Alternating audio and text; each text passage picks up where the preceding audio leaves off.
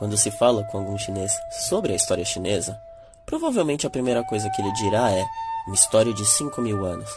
Shang Xia Wu Qian. Realmente não é surpresa ouvir isso. No vasto solo chinês ocorreram batalhas, invenções e episódios que de uma maneira ou outra influenciaram todo o mundo. O que faz de sua história tão única se deve ao fato que, diferente de alguns de seus contemporâneos, a civilização chinesa não foi interrompida. Ou ao menos, muito de suas antigas tradições sobreviveram até hoje. Então, se aventurar um pouco mais nesse universo é um meio de entender não só a China, mas a humanidade como um todo.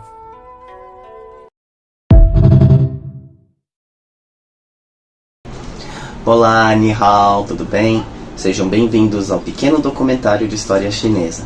Bom, como o nome diz aqui, a ideia é apresentar um pouquinho os principais temas da história chinesa e também deixar alguns links, sugestões de leitura e coisas assim, para vocês poderem se aprofundar depois nesse tema por conta própria.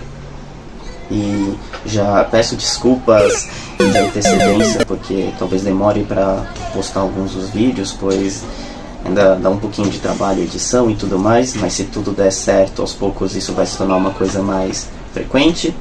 Mas de qualquer forma também tem um Instagram aqui, onde eu sempre posto coisas relacionadas à cultura, história, principalmente aqui da China, né? Um pouco do idioma chinês também.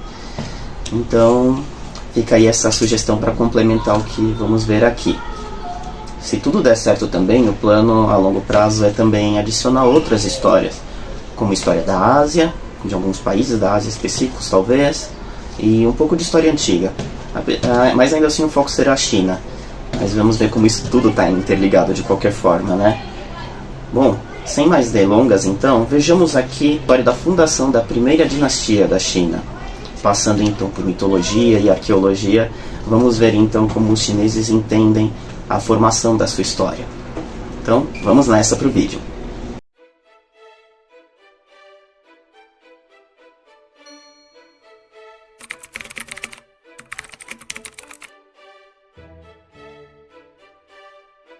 Tendo séculos ou mesmo milênios de desenvolvimento, as ricas e diversas expressões artísticas que surgiram no solo chinês chegaram em distantes porções do globo de forma direta ou indiretamente. A seda e o papel são apenas alguns dos exemplos mais conhecidos. Outro grande exemplo da força da cultura chinesa está no seu complexo e fascinante sistema de escrita. A capacidade de registrar pensamentos, datas, entre outras coisas, deu origem a uma robusta cultura letrada, que para muitos chineses é um forte reflexo de sua identidade. E durante toda a história chinesa, pensadores buscaram compreender os mais diversos aspectos da vida, relações sociais e familiares, a política, as artes. Tudo isso quase sempre regido pelo princípio de harmonia, algo clássico da cultura chinesa.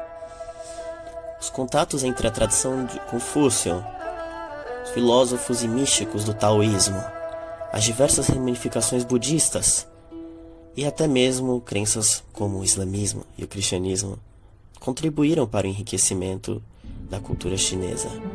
O seu universo intelectual é um dos grandes motivos de orgulho da civilização chinesa. Então, juntem-se a nós nessa estrada para além da Grande Muralha, através dos rios Changjiang e Huanghe, pelas montanhas sagradas do budismo e do taoísmo, passando pelas remotas estepes da Mongólia Interior, pelos áridos desertos de Xinjiang, pela distante e paradisíaca ilha de Hainan, enfim, para essa jornada ao leste. Para o leste, pois, como o monge Xuanzang rumou para o oeste em busca de conhecimentos budistas, nós nos vemos para leste, a fim de aprender um pouco com a milenária e envolvente civilização chinesa. Pois bem, dita a nossa introdução, agora vamos falar então das primeiras culturas do Neolítico que surgem na China. Não falaremos aqui como os seres humanos chegaram na China, pois falar da dispersão dos seres humanos pela Terra exigiria um outro vídeo inteiro, uma pesquisa enorme só para isso. Mas deixo aqui um vídeo de sugestão que pode complementar essas informações caso tenham interesse. As culturas mais marcantes do Neolítico chinês incluem as culturas de Tawankou, Yangshao, Longshan, Liangzhu e Erlitou. A primeira das três dinastias, a tal da dinastia Xia, existiu por volta de 400 anos, e mesmo assim pouco sabemos sobre o que de fato aconteceu nesse período. Se nos basearmos em fontes mais posteriores, como o Shangshu da dinastia Zhou e o Shiji da dinastia Han, então o período da dinastia Xia corresponderia mais ou menos durante as culturas neolíticas de Yangshao e Erlitou. Para que possamos nos localizar nessa linha do tempo, vejamos então outras grandes civilizações antigas que eram contemporâneas da tal dinastia Xia em outras regiões do mundo. Enquanto isso, no Crescente Fértil e nas suas proximidades, civilizações poderosas e influentes se ergueram e desapareceram, tanto pelo Egito como na Mesopotâmia. Além do surgimento da civilização cretense e do misterioso desaparecimento da civilização do Vale do Rio Indo. A narrativa tradicional que temos da história chinesa conta pela perspectiva das três primeiras dinastias, que são Xia, Shang e Zhou. Por mais que essa narrativa tradicional possa ser útil, especialmente para aqueles que estão adentrando pela primeira vez na história chinesa, a realidade às vezes pode ser um pouco mais complexa. Quanto mais adentramos nos períodos mais antigos, mais incompleta fica a nossa visão. Registros escritos se tornam cada vez mais escassos e precisamos depender bastante da arqueologia e mesmo também, às vezes, de lendas. Há quem diga, inclusive, que essas três dinastias podem até mesmo ter sido contemporâneas uma das outras, diferindo apenas no período em que cada uma exercia supremacia sobre a região do Vale do Rio Amarelo, no norte da China, que é tradicionalmente tida como a terra de origem da civilização chinesa. Ainda há muitas discussões se Erlitou de fato corresponderia à tal da dinastia Xia, ou sequer haveria alguma dinastia ou entidade política que se intitulava como Xia. O grande filósofo Confúcio, do período tardio da dinastia Zhou, enxerga o seu período, a dinastia Zhou, como descendente da dinastia Xia, colocando sua civilização assim como herdeira então de antigas tradições, inclusive pré-dinásticas, sobre Taiyu, ou também Yu o Grande, suposto fundador da dinastia Xia. Confúcio chega a tecer elogios, dizendo: não encontro em Yu nenhuma falha. Não dava valor à bebida e à comida, mas dedicava toda a sua filialidade aos espíritos e fantasmas. Não tinha gosto para roupas, mas punha toda a beleza nos trajes sacrificiais. Esse elogio de Confúcio nos mostra como esse período tão distante ainda repercutia depois de tanto tempo passando.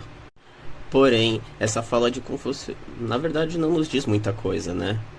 A verdade é que ela diz muito mais sobre Confúcio e sua época do que sobre a própria dinastia Xia ou Taiyu. É sempre bom relembrar que não contamos com muita coisa escrita sobre a época de Xia, na verdade nada até então, e que o que foi escrito, principalmente na época de Confúcio, está a um abismo de muito tempo de distância. Por exemplo, o final das dinastias Xia e Shang possuem uma estranha semelhança nos registros da dinastia Zhou. E isso pode significar uma possibilidade dos escritores de Zhou projetarem a sua visão do final da dinastia Shang no final da dinastia Xia, obtendo uma certa legitimidade na forma de como eles suplantaram uma dinastia anterior. Curiosamente, por exemplo, a nomenclatura Shang para a dinastia Shang foi só utilizada em tempos contemporâneos, depois de achados dos escritos em cascos de tartaruga, onde vemos como eles se autodenominavam Shang. Antes disso, as fontes clássicas de Zhou até a última dinastia chinesa Qing sempre se referiram à dinastia Shang como Yin, que era o nome da sua última capital. Com o avançar das ideias de Confúcio e seus seguidores no decorrer da história chinesa, a historiografia tradicional, que basicamente era escrita por confucianos, reforçou o entendimento de que as dinastias Xia, Shang, Zhou e mesmo os seus precursores neolíticos seriam todas sucessores diretas uma da outra, todos entendidos numa esfera cultural única, que na época, principalmente dos primeiros textos, era denominada de Huaxia. Diga-se de passagem, a palavra Hua até hoje possui sentido de civilização chinesa. Sendo assim, durante as trocas dinásticas, as dinastias ascendentes sempre buscariam, de uma forma ou outra e em diferentes intensidades, uma legitimação através dessa herança histórica, que veio desde tempos primordiais, passando por cada dinastia chinesa e fazendo da dinastia que então chegasse ao poder, pudesse apresentar um discurso que lhe atribuísse o direito de suplantar a dinastia anterior e se tornar a nova herdeira da civilização chinesa. Então agora vamos olhar para o passado da China através de outra lente, a lente da mitologia. Para isso vamos contar com uma obra muito interessante. Em chinês é conhecida como Shan Hai Jing. Numa tradução livre é algo como Clássico das Montanhas e Mares, um compilado de textos que adquiriu a sua forma final na dinastia Han, que abarca uma ampla compilação de caráter mitológico da China pré-imperial. Trata-se de uma coleção de conhecimentos fantásticos e mitológicos da China pré-imperial, o que inclui descrições de montanhas, rios, animais, plantas, todo tipo de criatura mítica, pequenas histórias e também descrição de nações imaginadas pelos chineses antigos. Curiosamente, é comum a descrição de certas montanhas e dos seres fantásticos, dos espíritos que nelas habitam, além de uma descrição de como realizar oferendas para elas. Vejamos um exemplo. A montanha de Chue é composta por 10 montanhas, tendo um comprimento de 2.950 li. Os espíritos dessas montanhas têm corpo de pássaro e cabeça de dragão. A cerimônia para fazer oferenda para eles é enterrar um animal que tenha pelos, um ornamento de jade, usar arroz glutinoso para oferenda ao espírito, usar caniço branco como esteira, como assento para o espírito da montanha.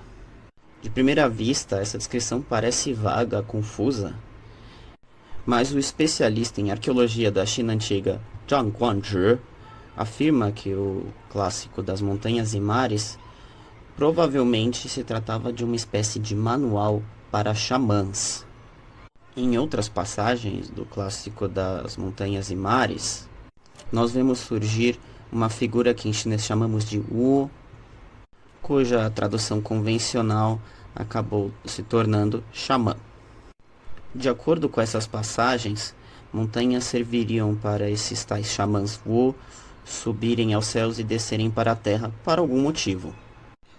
O famoso estudioso das religiões e autor de vasta obra a respeito do xamanismo em várias culturas do mundo, Mircea Eliade, afirma que o tal xamanismo pode ser entendido como técnicas arcaicas de êxtase, abarcando religião, magia e misticismo, num sentido bastante amplo, caracterizando experiências místicas das sociedades arcaicas, o que pode incluir encarnação de espíritos e a saída do alma do xamã, que pode visitar tanto o plano divino como o submundo.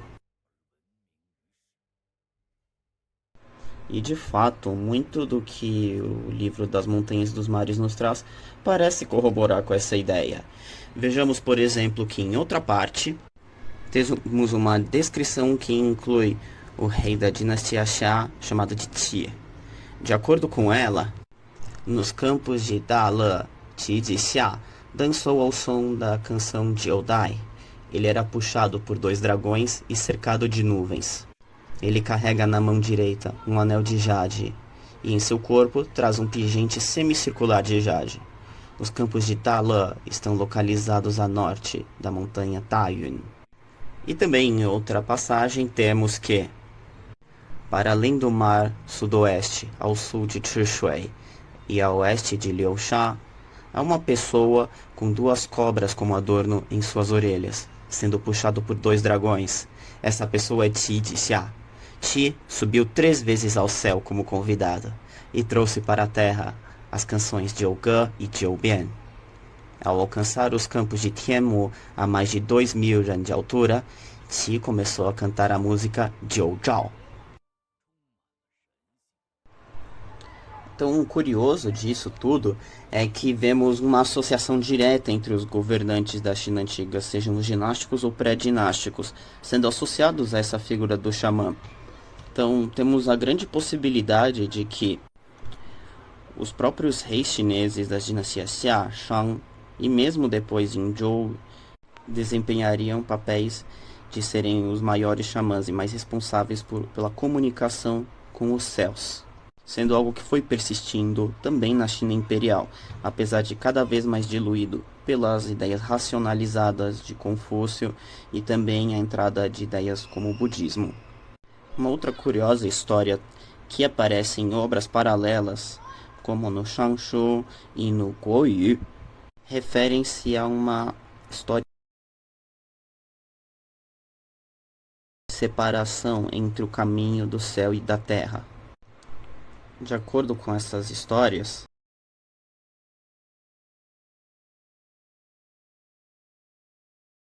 parece que as várias famílias todas conseguiam desempenhar papéis de xamãs, e então esse conhecimento divino estava acessível para todos, gerando grande desordem. Assim, os descendentes da figura semi-mitológica do Imperador Amarelo teriam sido responsáveis por fechar esses vários caminhos de comunicação, o monopolizando apenas pela Casa Real, fazendo então uma monopolização da comunicação com o céu e o conhecimento que ele poderia trazer. Faz muito sentido pensando no contexto de sociedades arcaicas xamânicas. Sendo assim, tendo então em vista essa concepção mais mitológica em conjunto da tradição escrita posterior, vamos então avançar um pouco nas narrativas convencionais, do final da China pré-dinástica até a fundação da sua primeira dinastia, a tal dinastia Xia. Esse vasto e obscuro período é conhecido pela tradição chinesa como a Era dos San Huang Wu Di, algo que foi traduzido e aceitado como convenção de a época dos 3 Augustos e 5 Imperadores. Mas veremos já porque essa tradução é um pouco confusa e problemática. Mas sem nos apressarmos demais, vamos ver um pouco sobre este período.